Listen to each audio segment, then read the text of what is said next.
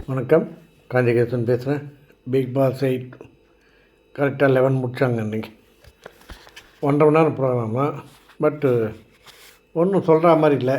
அதாவது ஆரம்பித்துலேருந்து முக்கால்வாசி இந்த டான்ஸ் ப்ரோக்ராம் போயிடுச்சு.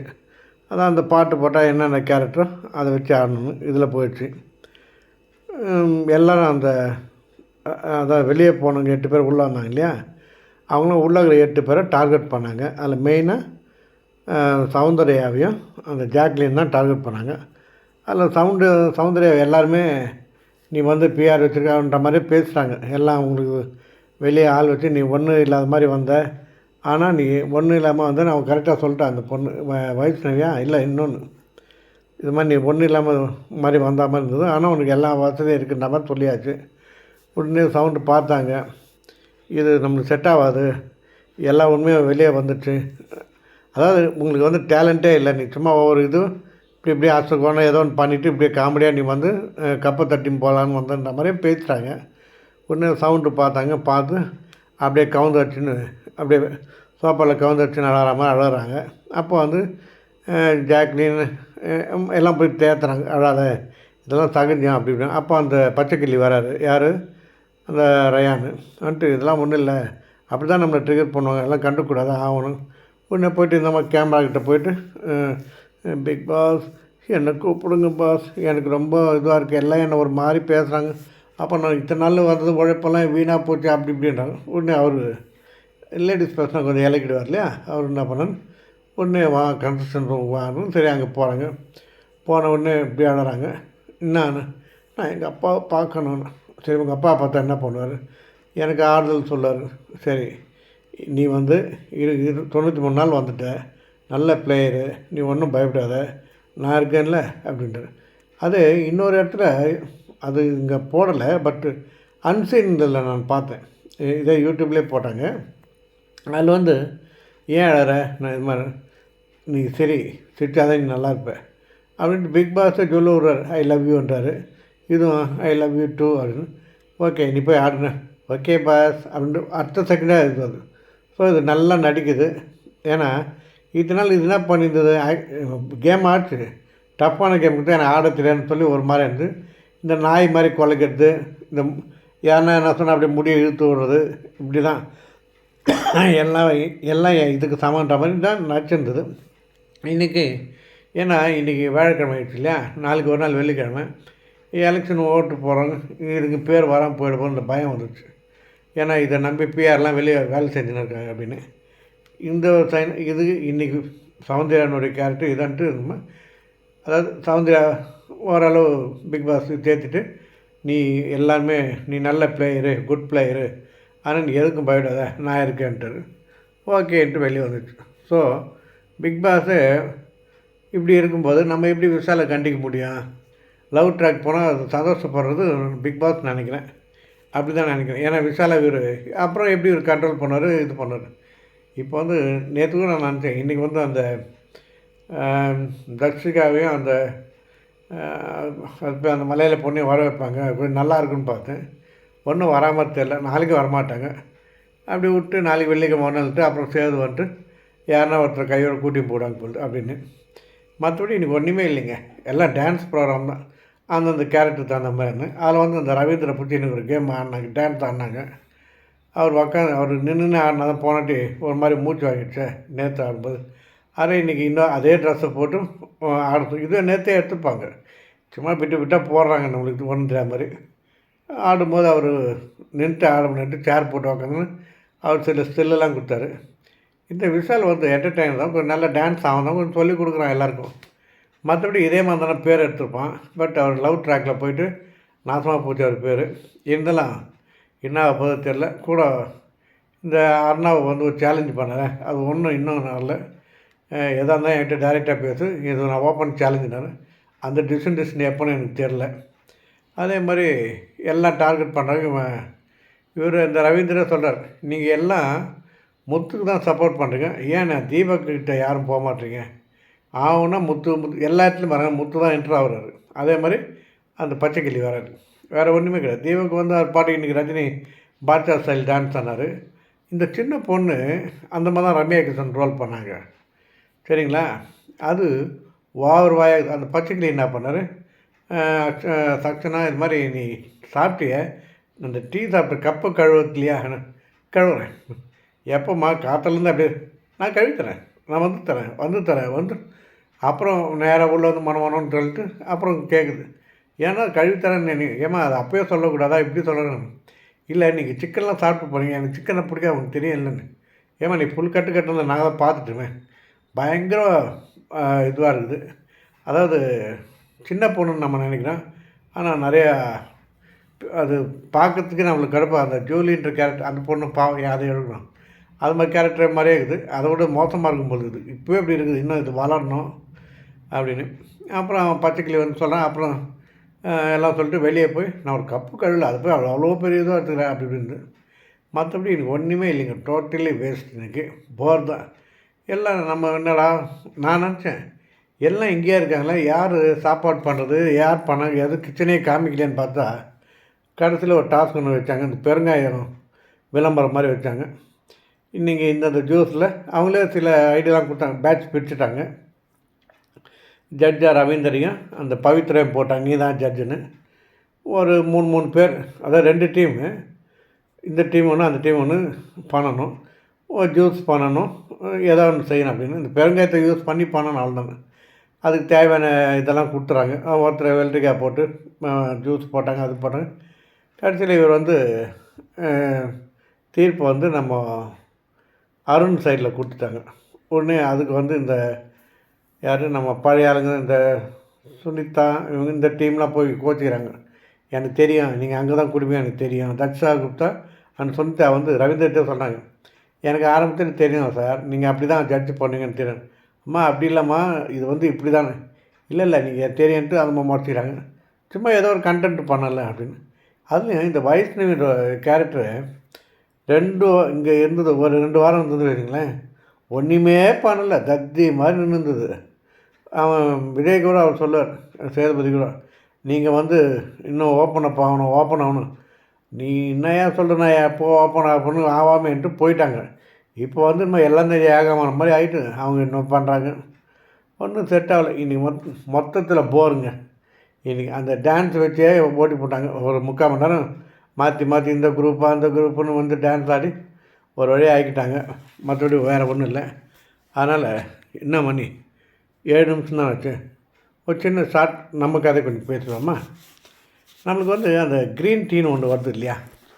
இப்போ அதாங்க ஸ்டைல் க்ரீன் டீ. இப்போ எங்கே போனாலும் க்ரீன் டீ அப்படின்னு கேட்டால் அது உடனே சொல்கிறாங்க இது வந்து சுகருக்கு நல்லது, ஹெல்த்துக்கு நல்லது, இதை சாப்பிட்டோன்னா அப்படியே பிரிஸ்காக இருக்கும், அப்படி இருக்கும் இப்படி இருக்கும், இது பால் கூட கலக்க வேணாம், பால் இருந்தாலும் பரவாயில்ல இல்லாட்டியும் பரவாயில்ல, நீங்கள் வெறும் தண்ணியில் டிகாஷன் மாதிரி போட்டு குடிக்கலாம் அப்படி இப்படின்றாங்க. அதனுடைய சிறப்பு என்னன்னா அந்த க்ரீன் டீயை பற்றி சொல்ல போகிறேன். யாருன்னா விருந்தாளிங்க வந்துன்னா நீங்கள் க்ரீன் டீ கொஞ்சமாக சக்கரை போட்டு இல்லை க்ரீன் டீ கொடுங்கண்ணே அந்த பால் ஊற்றியே குடிச்சிட்டான்னா அவங்க வெளியே போய் சொன்னாங்க, அவங்க வீட்டில் போன டீ சாப்பிட்டோம், க்ரீன் டீ தரேன். இது க்ரீன் டீயா? அப்படியே ஏன் சூப்பராக இருக்குமே. அவன் குடிச்சியாக இருக்க மாட்டான், அவன் ஒரு கதை அடிப்பான். அது ஒன்றுமே இருக்காது, சல்லுன்னு இருக்கும். பட் சுகருக்கு நல்லதுன்னு சொல்கிறாங்க.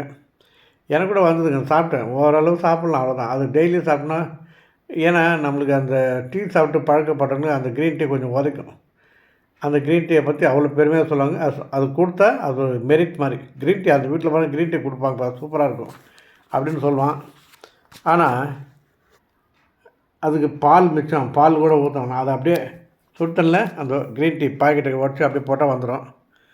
அப்புறம் இன்னொன்று விஷயம் தெரியுங்களா, மற்ற டீனா சாப்பிட்டு இன்னும் கொஞ்சம் வேணுமான்னு கேட்டால் கப் பண்ணிட்டாங்க, சரி கொஞ்சம் கொடுங்க நல்லாயிருக்கு டீ, பிஸ்கட் தொட்டு சாப்பிட அப்படின்னு.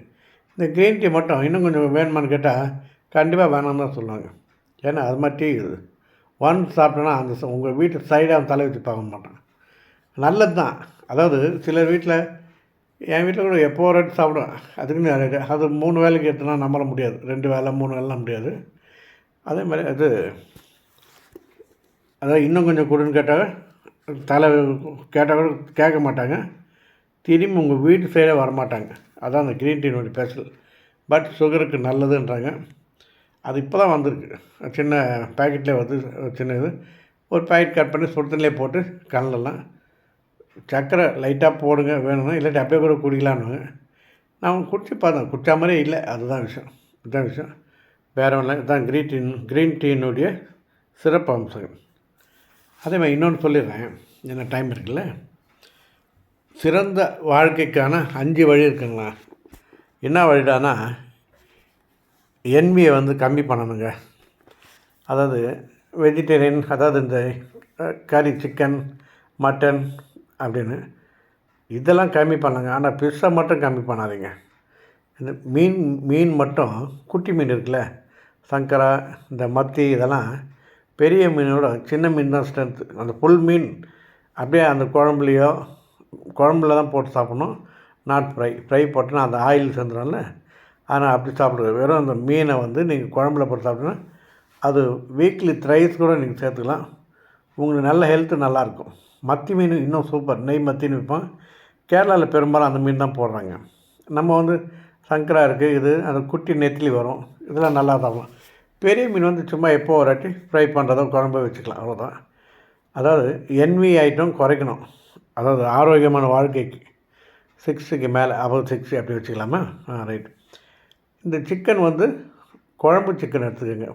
ஃப்ரைனா எண்ணெய் ஆயில் கம்மியை பண்ணி பெப்பர் போட்டு கூட கொஞ்சம் சாப்பிட்லாம். ஆனால் மட்டன் வந்து வீக்லி ஒன்ஸு இல்லை 15 டேஸ் ஒன்ஸு நீங்கள் யூஸ் பண்ணால் நல்லாயிருக்கும். மட்டன் நிறைய சாப்பிடாதீங்க. கொலஸ்ட்ரால் நம்மளுக்கு வந்து செரிமானத்துக்கு செட் ஆகாது அப்படின்னு சொல்கிறாங்க.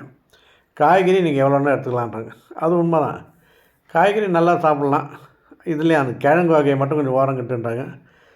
அதாவது டெய்லி கிழங்கு வகை போடக்கூடாதுங்க. அது வந்து இந்த கால் மூட்டு வலி அப்படின்னு சொல்லுவாங்க.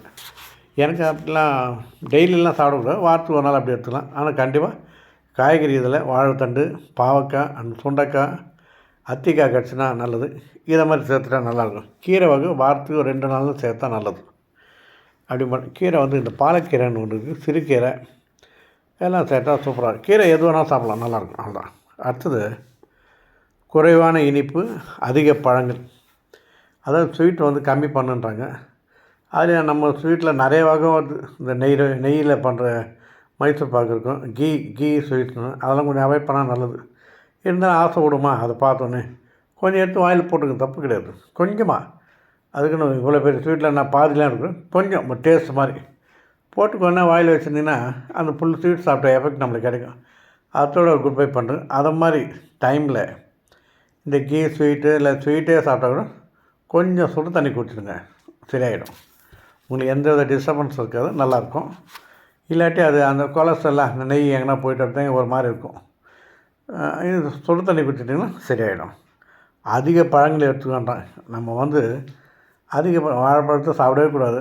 அதாவது மாப்பழா வாழை அப்படின்றது சுகருக்கு ஒத்தே வராதுமாங்க. அது சாப்பிடாதீங்க.